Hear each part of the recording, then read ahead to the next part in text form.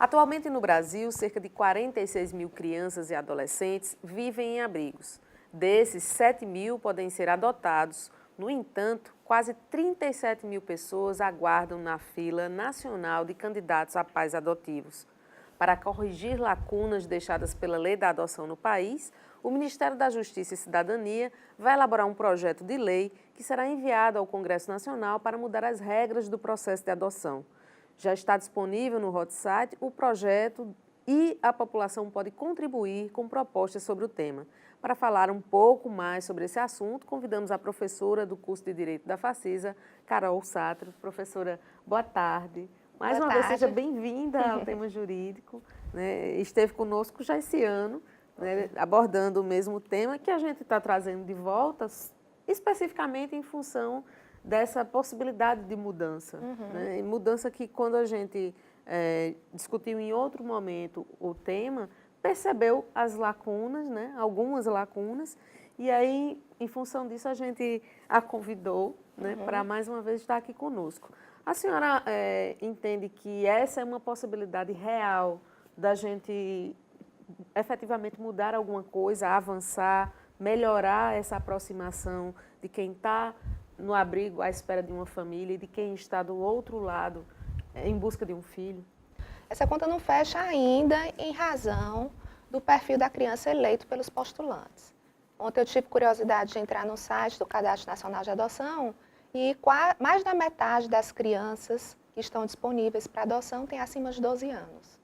Então, mesmo com todo o trabalho que tem sido feito nas varas de infância, que eu sei que tem sido feito aqui em Campina Grande, em João Pessoa, para trabalhar a abertura da mente desses postulantes, abrir o perfil com relação a essas crianças, mesmo com todo esse trabalho, dificilmente são os postulantes que desejam adotar crianças acima de 12 anos. Né?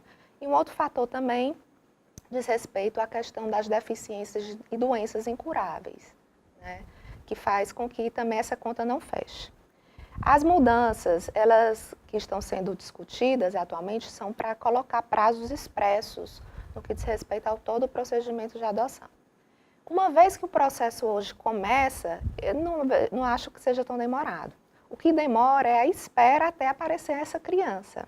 Né? O processo em si, ele sofre um espaço de tempo, ele passa por um espaço de tempo que é relativamente tranquilo. É como você está colocando, né? A questão é até conseguir chegar a uma criança. É o espaço de tempo que se passa na fila. Com certeza. A fila de adoção, aqui em Campina Grande, eu sei que é em média 2 anos. Em João Pessoa, eu sei que é de 3 a 4 anos. É muito tempo de espera, efetivamente. Né? Mas depois que a criança aparece, o processo em si, ele é rápido. Mas é com o que diz respeito a isso que o projeto e as consultas estão sendo feitas. Então, o projeto está querendo mexer num lugar que não tem problema. Que, assim, o problema maior, ele não está tendo fôlego para resolver, porque é bem mais complexo. Né? Exatamente. E como poderia se resolver isso? Como diminuir esse tempo da fila de adoção? Olha, a estrutura burocrática, né, das varas de infância são extremamente complexas em razão do volume de trabalhos. São poucas as comarcas no estado, e aí eu digo isso até a nível de Brasil, que tem essa equipe técnica. Tá entendendo? Normalmente só os grandes centros que têm essas equipes técnicas. Então, eu acho que o que poderia ajudar a diminuir essa fila seria a organização por parte dos postulantes. Aqui em Campina Grande, no último programa que nós tivemos a Caliane, que está ajudando a formar o grupo de apoio à adoção aqui de Campina Grande. Então, a articulação por parte desses postulantes é que eu acredito que possa ocasionar uma mudança nesse prazo de espera. Não ficar à espera, literalmente, né? Mas se articular de forma que seja possível fazer avançar. Exatamente, porque o Estado por si só, ele não tem condições, não tem, tá entendendo? Então, se nós tivermos esses grupos de adoções extremamente bem articulados, eles podem fazer um trabalho junto a esses abrigos. Mas em que medida o Estado também não amarra essa articulação? Né? Ou emperra, literalmente, essa articulação? Bem, eu conversei aqui com o Dr. Max, né, que é o juiz responsável pela parte de adoção, e conversei também com o juiz de João Pessoa. tá? E eles são super abertos. Eu posso falar dos dois, casos com quem eu conversei, eles são super abertos aos grupos de apoio à adoção e trabalhar em conjunto com esses grupos de apoio. Então, o que acontece? Na minha opinião, a criança entrou no abrigo é porque ela foi abandonada, salvo algumas exceções, como o caso dos pais presos, ou coisa que o valha. Mas se ela entrou no abrigo e está em situação de abandono, imediatamente cabe destituição, na minha opinião. Então, muitas vezes, temos muitas crianças abrigadas, mas um número diminuto de crianças disponíveis para adoção, exatamente porque ainda não foram destituídas do poder familiar. Então, os grupos de apoio de adoção podem ajudar nesse sentido, de ver quem são essas crianças que estão em abrigo que já poderiam ser destituídas do poder familiar. Então, é muito importante a articulação e engajamento por parte dos pais, dos postulantes. Né? Não adianta simplesmente coloquei meu nome na fila, estou habilitada e agora eu vou ficar de braços cruzados esperando. Acho que tem que se empenhar nesse processo. Nesse sentido, avaliar um pouco a quantas anda essa aproximação entre essas entidades e os abrigos, porque às vezes os abrigos também estão meio que de portas fechadas para esse tipo de atividade. Né? Pode-se ter algo no sentido... se você é um pretenso, se você está na fila para adoção, você não pode vir visitar a criança. E fazer um trabalho nesse sentido com porta fechada. Às vezes, nem precisa visitar e ter contato com a criança. Basta ter contato com o papel. Né? Quem são as crianças que estão abrigadas? Em que condições elas estão abrigadas? Está entendendo? Se esse for o problema. Bem, tudo que é novo causa estranhamento. E esse é mais um motivo para os postulantes se articularem e fazer esse trabalho de formiguinha, né? Para trazer uma maior conscientização, tanto para a sociedade, como para os abrigos, como para o Ministério Público e para o juiz. Então, hoje em dia, essa conta tem dificuldade para fechar, porque boa parte das crianças abrigadas ainda não foram destituídas do poder familiar e, consequentemente, não estão disponíveis para adoção. A Justiça também ainda tem alguma resistência em relação, independente desse levantamento, mas uma resistência em relação a essa destituição familiar, entendendo que a prioridade é para a família biológica? Na verdade, está na lei. A prioridade é da família biológica, mas num processo de destituição, ele não vai ser feito sem respeitar o contraditório e a ampla defesa. Entra com o processo de destituição, resguardado o contraditório e a ampla defesa por parte da família natural. A família natural vai ter a oportunidade de se manifestar se vai querer ou não ficar com aquela criança. E se vai querer ficar com aquela criança, então ela não era para estar no abrigo. Né? Então, eu acho importante o ajuizamento imediato da destituição do poder familiar no momento que a criança entra no abrigo. Quando isso é possível, claro. Porque realmente tem casos em que os pais querem e não podem assumir porque estão presos ou coisas que o valham, saírem para tratamento de vícios ou coisa que o valha. Qual é o prazo máximo que a lei indica para uma criança estar abrigada, permanecer abrigada? A princípio seriam 2 anos, né? E pode ter intervalos de tempo, por exemplo, ela passa 2 anos, ela vai para a família, passa um mês, 3 meses com a família e voltar para o abrigo. Isso vai contar mais 2 anos? Esses prazos eles podem ser suspensos, né? Então, a cada período ele pode ser recontado. Então, nessa ida e vinda, você pode passar, né, décadas. Por isso é que eu entendo que foi abrigada, qual foi o motivo, a juíza, desde logo a destituição. Eu não vejo dificuldades com relação a isso, salvo alguns casos excepcionais, e a família se defende dentro do processo. Professora, eu vou pedir licença. Nós vamos para o nosso primeiro intervalo. Na volta, focaremos no processo de adoção internacional. É 1 minuto só. Estamos de volta com o tema jurídico. Adoção internacional e lentidão dos processos são os assuntos desse bloco. Professora, a proposta é que crianças que tenham passado mais de 1 ano à espera de adoção aqui no Brasil possam entrar numa lista de disponibilidade de âmbito internacional. Como é que funciona hoje? Como é que ficaria? Como é que seria isso? Hoje a gente não tem esses prazos, né? Então, a grande mudança que essa consulta está se propondo é estipular prazos claros, né? Então, se a criança passou mais de 1 ano aqui e não foi adotada, vai ser encaminhada para adoção internacional. Eu acredito que as mesmas dificuldades que se encontram internamente vão existir para adoção internacional. Hoje em dia, como eu falei, né, no bloco anterior, boa parte dessas crianças que estão disponíveis para adoção são acima de 12 anos. Então, eu acho que essa mesma dificuldade com relação ao perfil vai existir em relação aos postulantes internacionais. A cultura seria a mesma, de uma certa rejeição, até uma certa, vamos dizer assim, fantasia, no sentido de, eu vou perder toda a primeira infância, ou então eu vou me deparar com as dificuldades de uma adolescência, esquecendo o filho como um todo, né?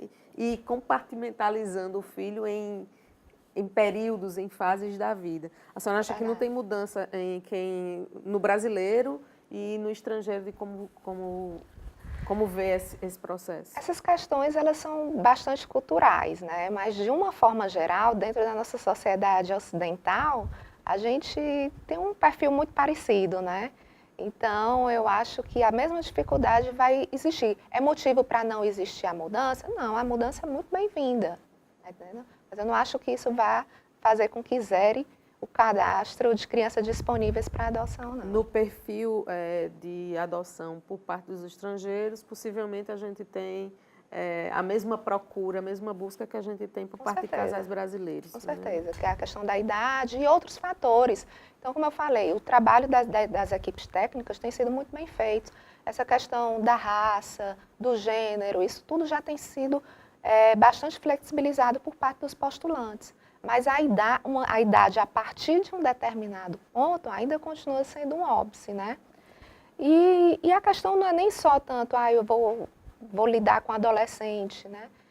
Deve ser difícil realmente, porque vem uma criança, né, um filho, que já tem toda uma história, toda uma bagagem, né? E se você não estiver preparado para enfrentar uma criança que tem seus traumas, isso pode ser até pior para a criança. Né? Não só você, mas a família, né? Porque a família ela é de grande influência dentro de um processo de adoção. Eu digo, a extensão familiar para além do núcleo que vai adotar aquela criança. Né? Porque às vezes você tem resistência do avô, da avó, dos tios, e isso a criança efetivamente sente e o casal fica num desconforto para conseguir prosseguir com aquela meta, com aquela intenção. É verdade, é verdade. Então precisa do engajamento da família extensa, né? Dos amigos, o respeito com relação a isso, né? E deve ser difícil realmente, né? Eu acho que independentemente da idade, deve ser difícil você receber um ser que até então não fazia parte da sua vida e vai fazer parte de uma forma tão íntima, né? Então você precisa realmente estar preparado para isso. E a nossa lógica de sociedade consumista e excludente também tem deixado na fila, sem perspectiva de conseguir uma família, aqueles que têm uma deficiência, que têm uma doença mais grave. Eu li uma vez um dado em um livro que eu já não tenho certeza aonde, mas era num contexto americano, que eu acredito também não seja muito diferente do nosso, que o autor falava que os casais postulantes à adoção, eles têm preferência por crianças com problemas de saúde mais graves e mais sérios e até incuráveis do que adotar uma criança com deficiência física, né? Então, isso diz muito de nós enquanto sociedade. As pessoas com deficiências ainda não têm a sua inclusão efetiva na nossa sociedade. A gente não está habituado ainda a conviver com as deficiências. Os deficientes ainda permanecem isolados, né? Então, assim, enquanto nós estivermos olhando para a deficiência como uma coisa ruim, isso diz muito sobre nós enquanto sociedade, porque é sinal de que não houve a efetiva inclusão. É sinal de que a gente ainda, muitas vezes, entende, inclusive, um processo de adoção, que é efetivamente um processo de escolha, a gente acaba tratando como se estivesse numa prateleira de supermercado. Né? Então, esse sim, esse não, por razões de qualidade do produto, né? E não de todo o desprendimento que eu vou ter que ter para educar como filho, independente de ter sido dentro de uma gestação biológica, porque existe a gestação jurídica, né, psicológica, ou não. Isso que você está falando é extremamente importante, né? A gente vive numa sociedade de consumo e toda a nossa vida ela é estruturada em torno disso. A nossa carreira, até a nossa família. A gente escolhe nossa família para nos dar suporte, para que a gente possa trabalhar, para poder ter dinheiro para consumir, né? Então, toda a nossa estrutura, ela se dá em torno disso. E aí a gente paga a conta depois. A gente se desumaniza, né? Sim. A gente se desumaniza e a gente humaniza as mercadorias, né? Enfim, isso é um assunto para um outro problema. De coisificação que a gente anda fazendo, continua refém dele. Enfim, basta ver o desenvolvimento das cidades. A gente está se preocupado com desenvolver as cidades para os carros, né? Pois é. A gente destrói os casarões antigos para virar estacionamento de carro. A gente tem um detalhe, né, professor? Mas voltando para a adoção, né? Que não seja um detalhe, que a gente não entenda as pessoas como um detalhe. De repente, quando a gente fizer isso, a gente vai perceber que a beleza da relação é de outro nível, né? É outra coisa. O que a gente ganha, o que a gente soma, o que a gente engrandece é outra questão. Para além de dar satisfação a essa sociedade de como você compôs sua família, né? Nesse sentido, é bom até que a gente fale com relação às famílias que são constituídas por casais homoafetivos, que muitas vezes se resiste a um processo de adoção nesse sentido em função de preconceito. Pois é, a gente acha que as coisas estão mudando, né? Isso é extremamente delicado, né? Na minha cabeça, a gente já avançou muito. Eu realmente vejo vários avanços e avanços rápidos com relação a isso. Mas, por outro lado, eu entro no Facebook e vejo que um cidadão foi espancado porque estava usando camisa rosa, né? Então, isso é uma maluquice. Então, se por um lado a gente está tendo muito avanço, muita inclusão, casamento, não tem mais óbice na lei para adoção por casais homoafetivos, né? Por outra, a gente está vivendo um momento de muito ódio, né?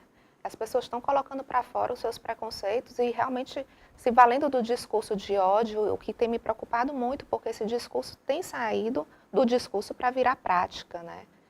E a violência está aí. Mas é aquela velha frase, né? Conhece a ti mesmo, né? Então, você sabendo quem você é capaz de se colocar ao julgamento do outro e ainda assim se absolver. Sim, né? Certamente. Né? Então, somente sabendo quem você é. Então, conseguindo olhar para si e entender que quem precisa desse julgamento tão ferrenho é você mesmo, no sentido de melhorar, não no sentido de se autopunir ou se autodestruir, mas de evolução. Com certeza. Estamos bem filosóficos hoje. A gente vai dar mais uma pausa, professora. Estamos indo para o nosso último intervalo. Na volta, falaremos sobre os caminhos da adoção no país. Voltamos com mais tema jurídico. Você sabe como funciona o passo a passo da adoção? Agora vamos mostrar questões ligadas a esse processo.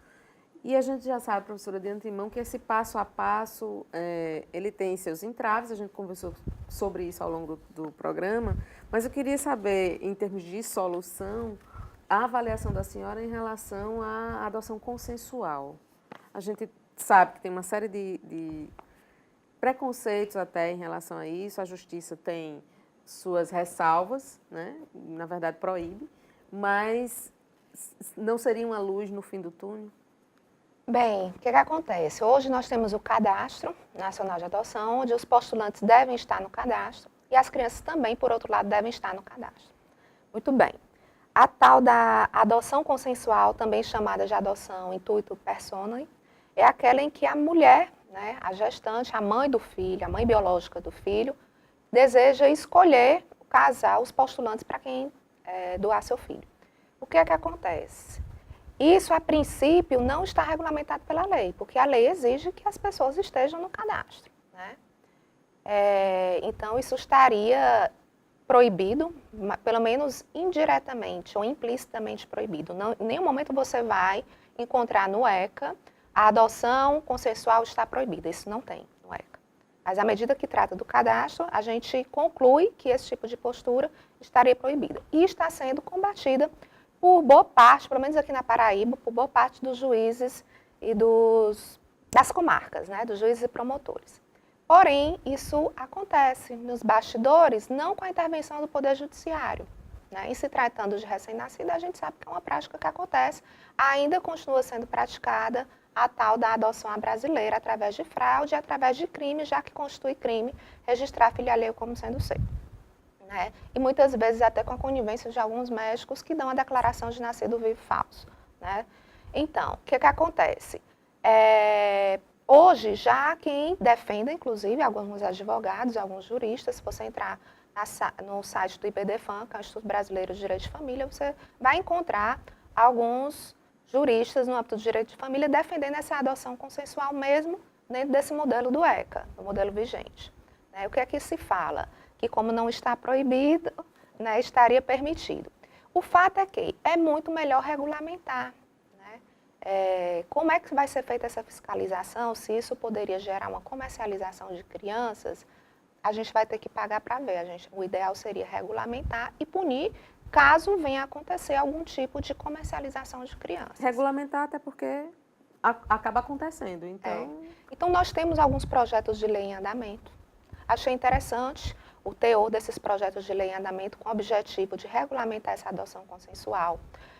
Um deles requer o seguinte, que o postulante já tem uma proximidade com essa gestante, com essa mãe biológica, que muitas vezes acontece isso, porque a gente tem mania de achar que a mãe que abandona o filho é uma mulher horrível, execrável, né? E é totalmente diferente. Acho que as mulheres não abandonam seus filhos felizes na vida. E de fato... Não tão tranquilas. De fato, diminui a culpa e a dor saber para quem você está doando o seu filho. A gente não pode ignorar isso. Então, a gente tem que desmistificar essa ideia de que a mulher que está abandonando é uma mulher terrível, uma megera, uma bruxa, né? Tem que desmistificar isso. Então, muitas vezes, elas sabem quem são essa família porque já tem esse contato. E esse é um dos requisitos impostos por esses projetos de lei.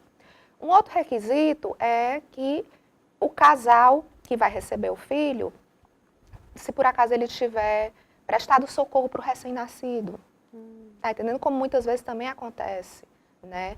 O casal prestou socorro ao recém-nascido, pagou as expensas médicas de um determinado tratamento para o recém-nascido, quer ficar com a criança, mas não vai ficar porque tem que obedecer o cadastro. Hoje em dia, o que eu vislumbro, o cadastro virou um fetiche. Temos que cumprir o cadastro, não importa como e nem a maneira. O cadastro é mais importante do que as pessoas. Né? Do que as pessoas que estão ali. Novamente. Um tema relacionado com o que a gente tratou no bloco anterior, né?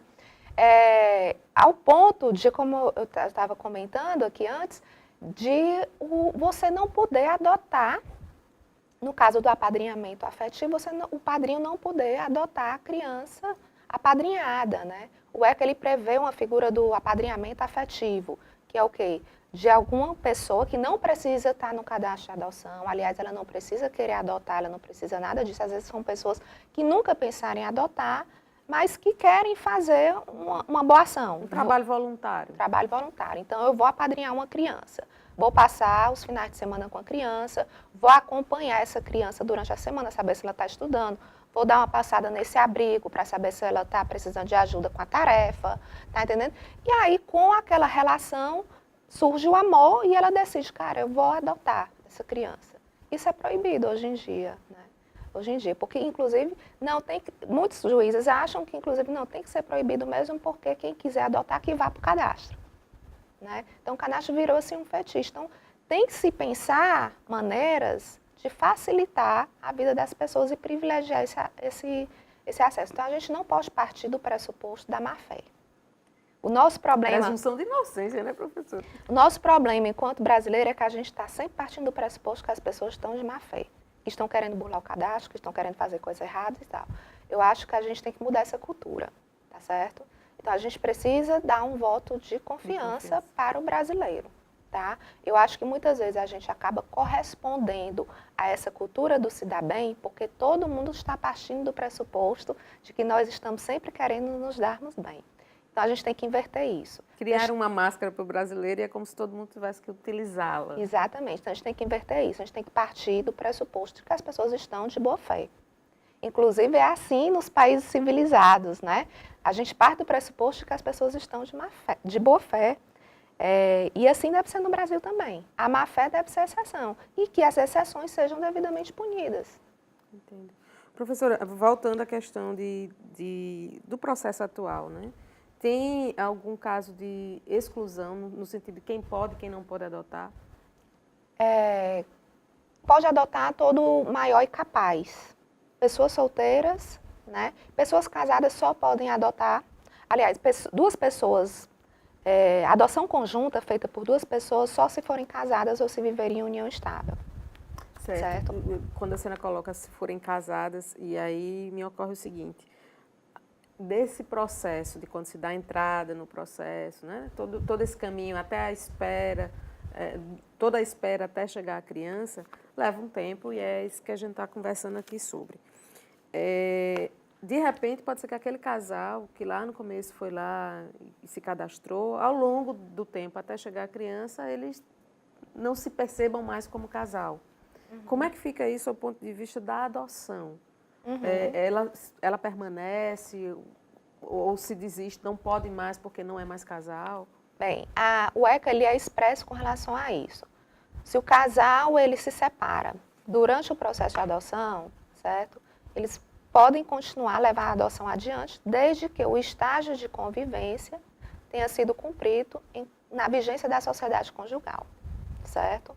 Então, se o casal se separar antes do estágio de convivência, pela letra da lei, isso não seria mais possível, essa adoção conjunta, tá? Então, isso deveria ser informado para a vara, né, onde o casal estaria habilitado, acerca dessa separação. Professora, agradeço mais uma vez, muito esclarecedor, né, cada colocação que a senhora fez aqui para a gente hoje. É um prazer conversar com a senhora sobre esse tema. Tenho certeza que voltaremos a ele, né, com outras figuras presentes até, para a gente poder ter o debate. Né? Inesgotável o tema. Sem dúvida, sem dúvida. Agradeço muito. Eu que agradeço. Uma boa tarde. E contem comigo. A adoção não pode ser vista como uma oportunidade de dar a uma criança e adolescente em estado de vulnerabilidade o direito a um convívio familiar, mas também como a chance mútua de crescimento para pais e filhos. O maior requisito para adotar uma criança é a disponibilidade para amar. O programa Tema Jurídico fica por aqui. Agradecemos a sua audiência aqui na TV Itararé. Esperamos ter contribuído para esclarecer suas dúvidas. Se você tem alguma sugestão de tema, nos envie. Curta nossa fanpage e siga nosso canal no YouTube. Bom final de semana e até sábado que vem.